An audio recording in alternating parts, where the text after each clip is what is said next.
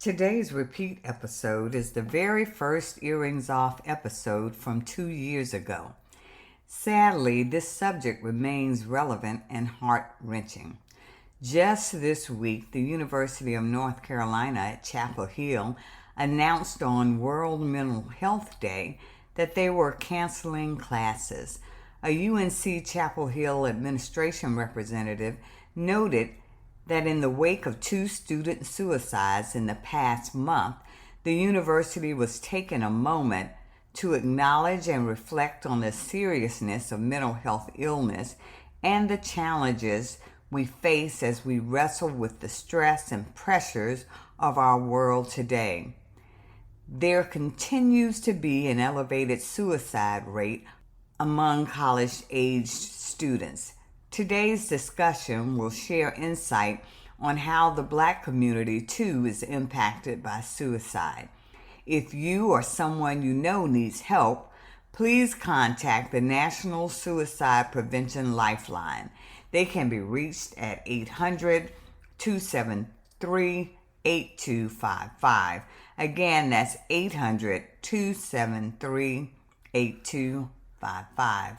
Listen in. Thank you so much for listening to this episode of Earrings Off. We want to invite you to subscribe, rate, and leave us a review. You can find us on Facebook at Earrings Off Podcast and on Instagram at The Earrings Off Podcast. Welcome to Earrings Off. I'm Lou. And I'm Teresa. Let's get started.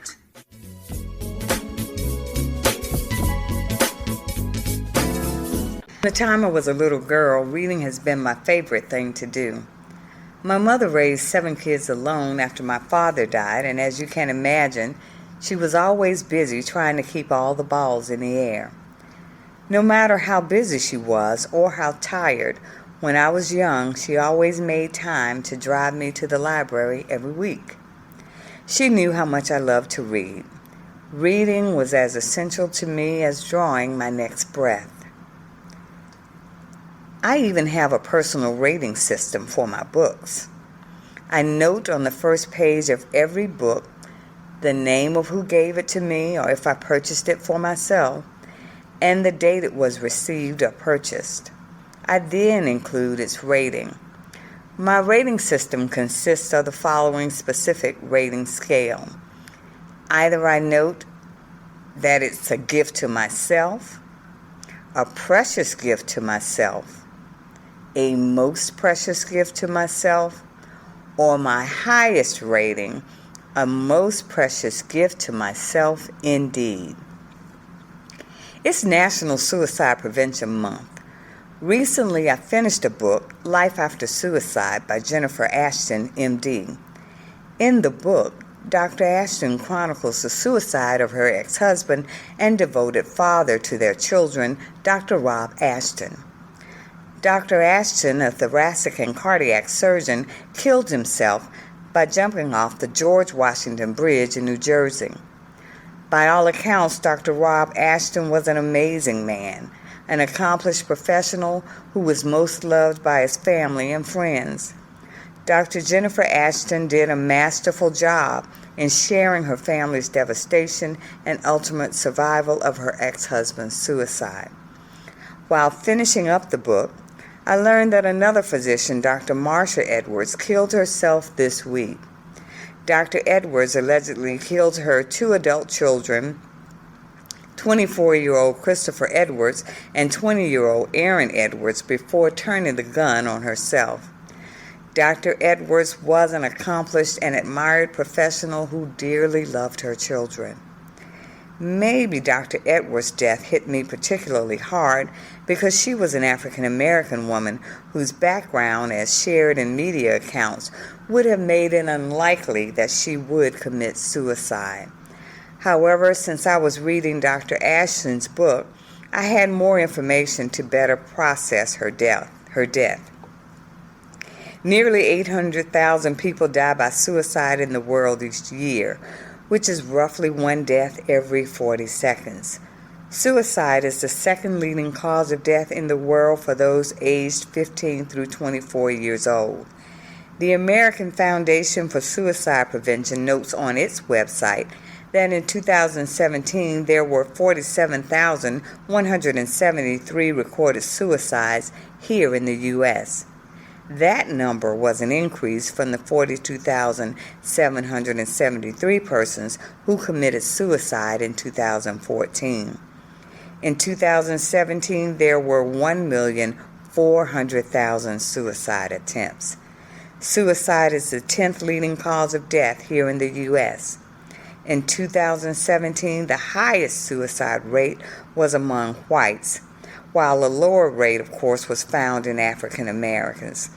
In a 2018 Washington Post article by Amy Ellis Nutt, she noted that African American children commit suicide at roughly twice the rate of their white counterparts. Those are staggering numbers and dispel a position long held in our community that African Americans don't commit suicide. It is happening, and the results are devastating to those left behind. Suicide leaves survivors reeling from not being able to prevent the death or to say goodbye. They suffer tremendous guilt. The point Dr. Jennifer Ashton shares repeatedly in her book is that we must find a way to take away the stigma of suicide. As a community, we do not have the luxury of talking about suicide in hushed tones, acting as if it does not happen in our community, and when it does occur, acting in ways which say its occurrence is solely the result of an abnormality of that individual or their remaining loved ones. You may be tempted to cite our lower rate of suicide and make the wrong conclusion that it should not be a priority for us. Well, if that's your position, refer back to the earlier statistic, which notes that our children kill themselves at a higher rate than any other group. Can you imagine the total devastation that wreaks on a family, on a community? Truly, it takes a village to be on the lookout for signs of depression in our youth, which may indicate that they may literally take matters into their own hands. In her book, Dr. Ashton makes the point that people who commit suicide are suffering from some type of mental distress, be it temporary or ongoing. The person who commits suicide believes that was their best option to end unbearable pain. Survivors are not to be judged and ostracized. Suicide happens. The rates are increasing.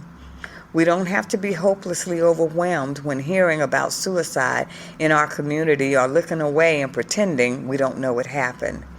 A simple "I am so sorry," followed by "How can I help?" is a great start to support survivors and to help us all to heal. Of course, it is even more important to be proactive. If you know someone who may be in distress, please call the National Suicide Prevention Lifeline. They can be reached at 800-273-8255, 24 hours a day, 7 days a week.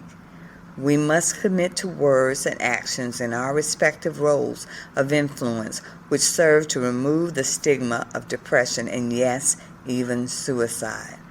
Knowledge gained from Dr. Ashton's book was a precious gift indeed. Okay, Teresa, well, we've gotten a lot of information today on suicide. Some reasons I read why kids commit suicide is that they are depressed. They feel hopeless and helpless. So what do you think we can do better as parents to try and combat those feelings? You know, I believe it's social media. I think that's where we start. Social media and electronics have created isolation within families in many ways. Families no longer talk to one another. Social media is that thing that is both good and bad. And I believe the greatest impact with that social media is with families. Because of electronics and social media, families don't come together in the way that they used to before. Children are just allowed to spend untold number of hours there. They live out their lives, and there they just covet what they see, because people only post, the good stuff. They only post. You mean that stuff's not real? No. I hear you, because I'm an adult and I sit home at Facebook. I'm like, yeah, I'm happy, but I'm sitting here on my sofa and I don't have that kind of life. I know. And it's like keeping up with the Joneses. And see, you are an adult, like you said, but a child cannot discern that. Right. And it makes it very difficult. And this is so unfortunate. So the advice I would give to parents is to just be intentional. When it comes time to spending with your children, be intentional. Though many times at the end of a work week, when I've come home, I have just been so tired. And the last thing I wanted to do was to have a game night or a movie night. But you know what? That's exactly what I had to do. And by the end of the night, we're laughing and we're talking. And then, it made it all worth it. So families need to really take that time and get to know their children and look for signs that they might be struggling. You need to encourage them to talk. And if you notice trouble, don't hesitate to consult a professional. So another thought I have is that diet and nutrition play a huge part in our moods, emotions, and our overall well-being. We need to make sure that we get our children regular checkups. And I know that pediatricians specifically, don't ever really do blood tests on babies and children because, they don't. You have to ask for it. If you think there's an issue, you should ask for the test, and then they'll do it. But it's not standard protocol in a checkup. And just from that, check your hormone levels. Make sure that all their systems are a go. I just recently read about the vitamin D hormone. When it's deficient, it can actually cause depression. And correcting a vitamin D deficiency can be quite simple. You can increase it by having more exposure to sunlight. By going outside. And we've been told not to go outside. Yeah, I know, right? And so you go outside, and you have to, again, this is one of those intentional things, right? So you don't want to overexpose. You want to go outside and have your chest not covered. You want to have your forearms uncovered. You want to go out without your sunglasses. And you want to spend about 30 minutes max in the direct sunlight. And you'll have enough exposure for about a month of vitamin D. Believe it or not. And there are other ways you can also increase your vitamin D levels by adding things like salmon and tuna and cod liver oil to your diet. Well, that's a lot of great information, Teresa. And the part about social media and isolation, it's really so true. When my son was about 12, he'd been asking for a TV in his room for a while, and we gave him one. Looking back, I believe for us that was a big mistake, even more so in our instance because he was an only child. So when we put the TV in his room, he began spending more time independently, and truth be told, in my business at that time in my life, I was glad to put the TV in his room because it allowed me to parent less. Well, tell me, how did that work out for you? Didn't work out so well. As I said, looking back, I now realize that impacted our bonding even more as a family. It made it challenging to help ferret him through those difficult teenage years. So what I would offer is to actively work to stay engaged and connected. That's so critical to keeping the lines of communication open and keeping your eyes and ears open to notice the following signs of depression found on the Mayo Clinic's website: feelings of sadness, irritability or angry outbursts, loss of interest in most normal activities, sleep disturbances, tiredness, lack of energy, reduced appetite and weight loss, or increased food cravings and weight gain. anxiety, agitation or restlessness, feelings of unworthiness or guilt, trouble thinking or concentrating, frequent thoughts of death or suicide, unexplained physical problems such as back pain or headaches. So this reminds me that we have to truly be intentional, because these are signs and symptoms of so many things. Right, it could right, just be right. typical teenage angst. Right, But we right. have to know our children. Absolutely, and we have to be comfortable with communicating and allowing them to communicate with us to let us know what's going on. So hopefully this has been helpful information for our listeners. Thank you so much for joining us today.